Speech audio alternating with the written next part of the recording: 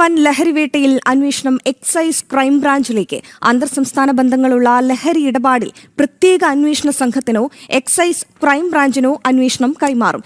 രാസലഹരി കേസിൽ അറസ്റ്റിലായ വരുൺ ദേവിന്റെ കൂട്ടാളികളിലേക്കും അന്വേഷണം നീളുകയാണ്. കൊച്ചിയിൽ സമീപകാലത്ത് നടന്ന വൻ ലഹരിവേട്ടകളിലൊന്നായിരുന്നു കഴിഞ്ഞ ദിവസം എക്സൈസ് നടത്തിയ ലഹരിവേട്ട. 281 ഗ്രാം MDMA ആയിരുന്നു പിടികൂടിയത്. യുവതികളടക്കം 4 പേർ പിടിയിലായ കേസിൽ അന്തർ സംസ്ഥാന ബന്ധങ്ങൾ കൂടി കണ്ടെത്തിയതോടെയാണ് എക്സൈസ് ക്രൈംബ്രാഞ്ചിന് അന്വേഷണം കൈമാറുന്നത്. മുമ്പും എക്സൈസ് പിടികൂടിയ വൻ ലഹരി ഇടപാടുകളിൽ എക്സൈസ് ക്രൈംബ്രാഞ്ചിന് കേസ് കൈമാറിയിരുന്നു. ഡൽഹിയിൽ നിന്നാണ് പിടികൂടിയ MDMA എത്തിയതെന്ന് കണ്ടെത്തിയതാണ്. 2.98 ഗ്രാം ഹാഷിഷ് ഓയിലും പിടികൂടിയിരുന്നു.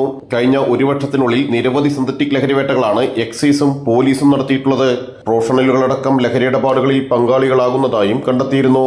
മുൻകാലങ്ങളിൽ നിന്ന് വ്യത്യസ്തമായി കൂടുതൽ സ്ത്രീകളും ലഹരി വിൽപ്പനയിൽ കണ്ണികളാകുന്നുണ്ട്. എല്ലാ ഓണക്കാലത്തും ക്രിസ്മസ് പുതുവത്സര ആഘോഷക്കാലത്തും ബംഗളൂരിൽ നിന്നടക്കം ലഹരി എത്തിയിരുന്നു. അപ്പാർട്ട്മെന്റുകളും ലോഡ്ജുകളും കേന്ദ്രീകരിച്ചും അന്വേഷണമുണ്ട്.